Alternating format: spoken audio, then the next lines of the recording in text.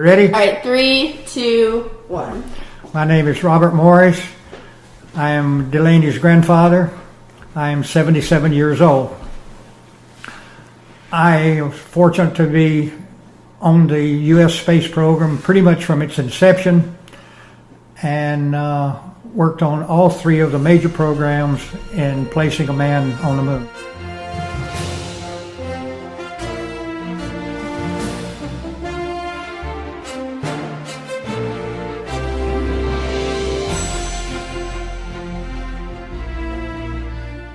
Robert Morris was born in a small farming community in western Tennessee in 1937.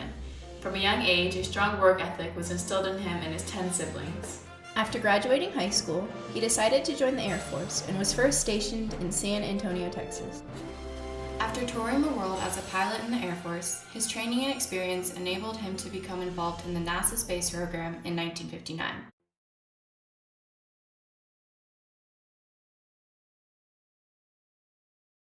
Well, in the military, I worked on jet airplanes. That was I worked on there, and so I had a technical background.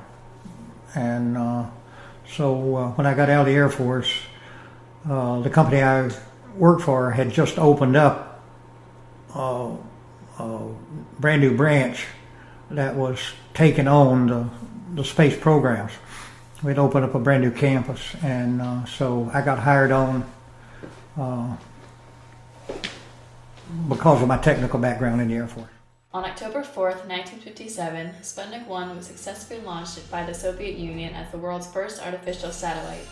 This launch caught the United States off guard, now worried about what other items the Soviet Union was capable of launching from Europe to the U.S.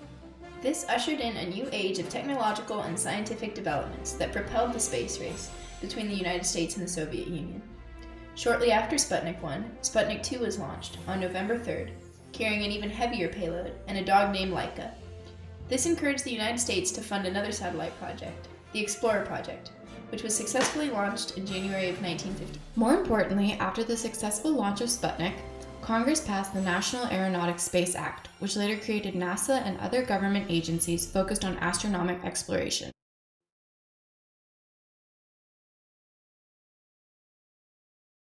Totally unbelievable. They could not believe that the Russians had launched a space program and a project, and we did not know about it. Right. It was just, the whole country was just scared to death, really. They were very, very scared because they felt that this would lead to a war between Russia and the United States, and that Russia's main objective was to control space. That was our fear. Oh, definitely. Sputnik was actually the beginning of the space race. Right. When it came on, it woke us up to say we've got to get moving, because we were not really concentrating on space. We were concentrating on missiles and slow term into space. But when Sputnik came about, it was like, we got to go. We've got to do something. Right. And John Kennedy, the president at the time, came out, and that was, I guess, around 1960, and said that the United States is committed to put a man on the moon in 10 years. And so with that commitment from the president, the whole industrial community came together. All the people that were in electronics came together and really got it going. And so. All right. Well, we didn't actually work on the rockets. You know, there were about 50,000 contractors in the space program. We had the requirement to build all the control systems, the computers and all the control systems, flight control systems for getting the rockets where they're supposed to be and getting them back. So we didn't do anything as far as boosters or any of that stuff. But that was a great time to know that you were working on a program that hopefully eventually we were going to be able to put a man on the moon and beat Russia to it. So that was our primary goal.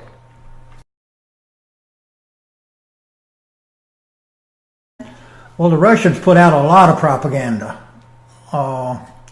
There was not, it was more, I guess, as far as American propaganda, there was not much propaganda. It was just kind of, we were panic stricken at the time, but Russia was putting out the propaganda for the next couple of years that, you know, how great their space program was and all this.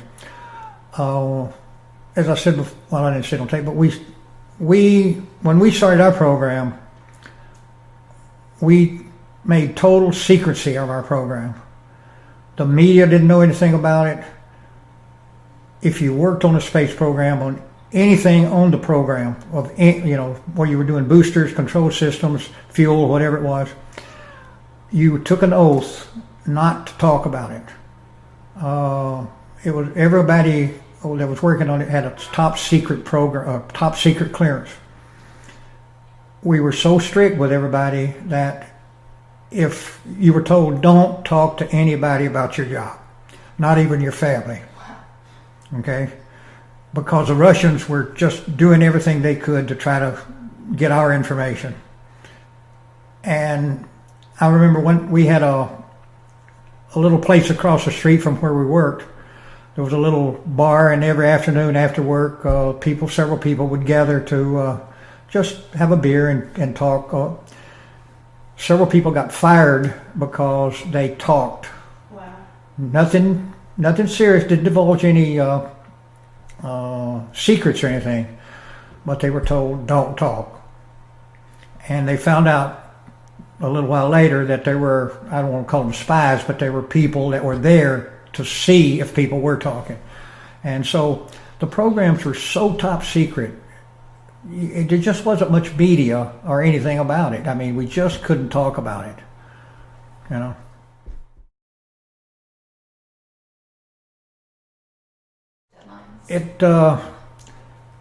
It was the first time, I guess, that I had ever seen the American people so joined together and to reach a goal, you know, for America. We had probably 1 million people on the program across the whole world. We weren't, you know, and every one of those people were so dedicated to this program. And we had about 50,000 contractors on the program. And everybody in my facility, the company I work for, were absolutely, totally dedicated to making this program a success. And everybody was thrilled. Everybody enjoyed it. We worked 24/7. Our average work day was 12 hours minimum. And we did that for 8 years. So everybody was so dedicated. We didn't think about stress. We just knew what we had to do, and we did it. So I think everybody was so surprised that we had brought this program from nothing. We knew very little about space. Like I said before, we had a computer the size of this room. We had to downsize, miniaturize all components because of the payload that the boosters could get off the ground. And we knew very little about it. What we do, we'd build something, we would destroy it, or not destroy it, we would run it down a test bed and shoot it against a steel wall and see what survived. The parts that survived, we came back and used those. Everything else we threw away and started over. So this was like probably 3 years of nothing but building stuff, seeing if we could destroy it, see what would survive, and just keep building on until we finally got successful. So we were really unbelievably thrilled that the program came together like it did and had very, very few problems. Talking a little bit about the space program, we were so busy and so dedicated to this program that we worked on average of about 12 hours a day, 24/7. And we didn't have much time for fun. But we enjoyed what we were doing. On April 12, 1961, Russian cosmonaut Yuri Gagarin became the first man to orbit around Earth in his Vostok 1 spacecraft. The Mercury project's main objective was to send a man into orbit around Earth with safe return. On May 5, 1961, Alan Shepard, the first man in space, was launched on a suborbital flight that lasted about 15 minutes in the Freedom 7 assignment. Although this assignment was successful, the United States was still behind in the space race, concerning the nation as a whole. At the time, I was just 21 years old and had come out of the Air Force, and it was an absolutely unbelievable thrill to meet astronauts and be part of the space program. And so it was somewhat difficult to meet many of the astronauts because they were so busy and there were so many contractors. They tried to go around and at least show themselves at different contractors. And of course, there weren't not that many of them, So it was very difficult to meet the astronauts, and I was fortunate I did meet 2 or 3 of them. Project Apollo, the third spacecraft mission carried out by NASA, aimed to land a man on the moon with safe return. Yeah, on Apollo we had 17 missiles for the Apollo program.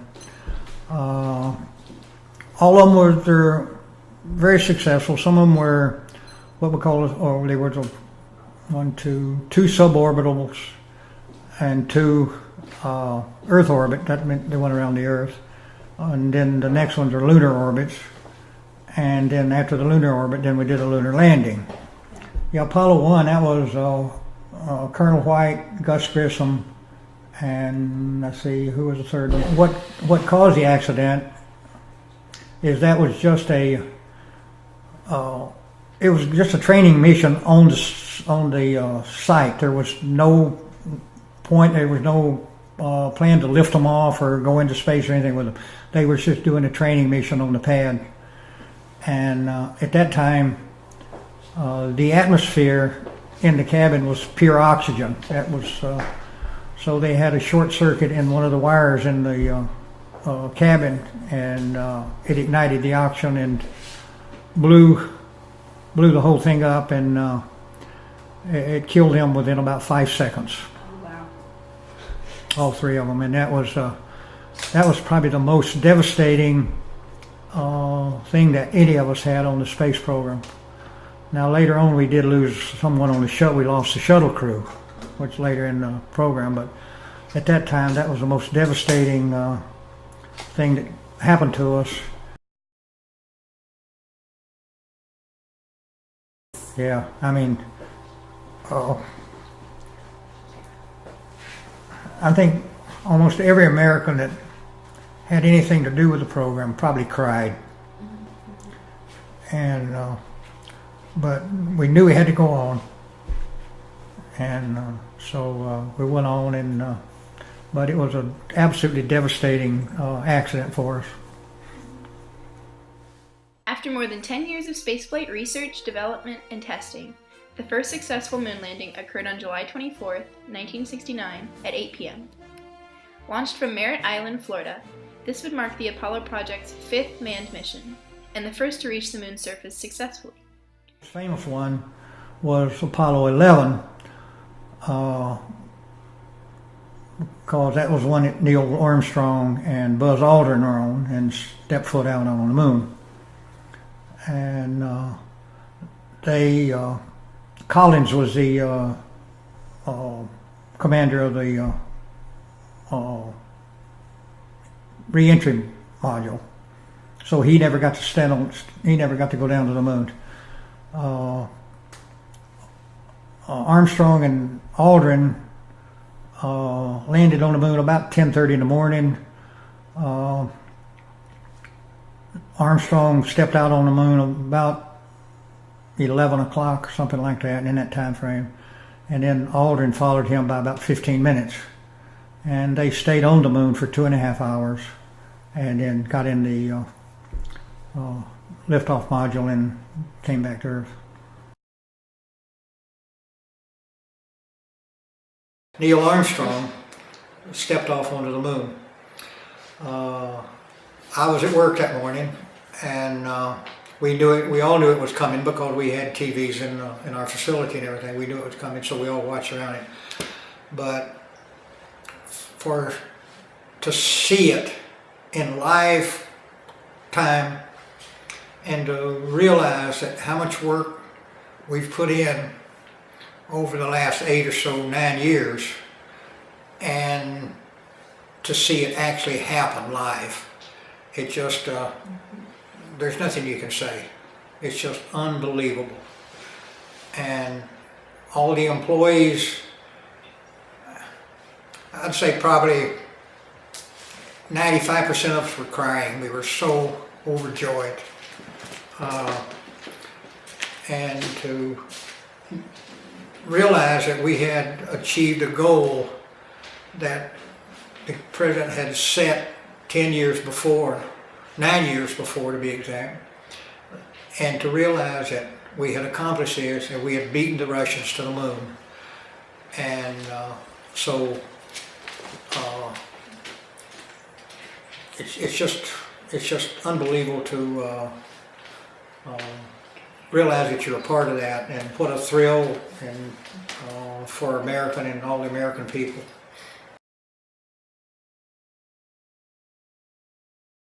Because most people has absolutely no idea and doesn't realize the dangers in space. There's radiation, there's flying debris, there's just a little bit of everything you can think of out there that you have to protect your astronauts from. And then it was, like I say, another tremendous accomplishment to land a man on the moon and then get them off and get them all the way back to Earth totally safe and sound. We almost lost one crew, which is Apollo 13. And Apollo 13 was supposed to land on the moon. They had started having severe problems with their oxygen system, their heating system. They just had all kind of problems in the spacecraft before they landed, so they had to abort the flight. And it was nip and tuck getting them back to the Earth. It was absolutely a miracle that we got that crew back to Earth. So there were a lot of dangers along the way, and there were some sad times when we lost astronauts. It's always, but all in all, NASA and all the people who worked on the American space program can be proud of what we accomplished. If you've never seen a launch, I would recommend you go and see a launch if you ever have a chance. It is absolutely unbelievable to watch one of these big rockets go into space. They just recently relaunched the Orion, and it's just a magnificent sight. I saw quite a few of the launches while I was on the program, both on the Cape and off the Cape. We'd go to the Cape and watch some of the launches right in the viewing area on the Cape. And it was just unbelievable to sit there and feel that thing go off the ground. It virtually shook the earth when it lifted off.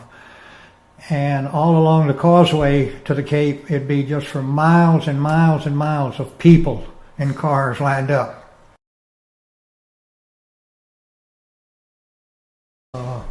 I'm really, really proud of that we are going on, and our first shot on Orion was such a success. That's really an achievement that Americans can be proud of. Appears to be very, very fine grained as you get close to it. It's almost like a powder. Ground mass is very fine. I'm going to step off the limb. That's one small step for man, one giant leap for mankind. Oh, that looks beautiful.